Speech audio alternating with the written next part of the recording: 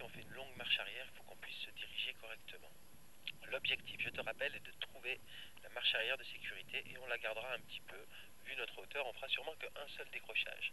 Si à un moment donné elle est devant toi, il ne faut pas oublier de relever. Allez, on regarde la voile, on écarte bien les jambes. On ralentit la voile.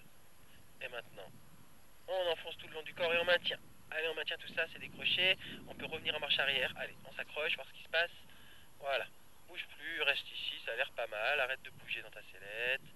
Je pense que c'est assez stable. On peut relever 1 cm peut-être ou deux.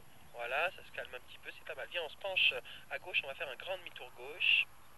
Penche-toi, reste penché, regarde autour de toi. Tu vois, c'est pas des vacances, mais c'est quand même assez stable. Et dès qu'on est profil caméra, encore un peu à gauche, on va préparer la sortie. Donc là, maintenant, on remonte un peu plus vite nos mains. Allez, on remonte, on remonte, on remonte. Allez, en porte de sortie bras haut, complètement bras haut. Impec, super. Elle a eu une petite cravate, mais qui s'est défaite toute seule très très vite.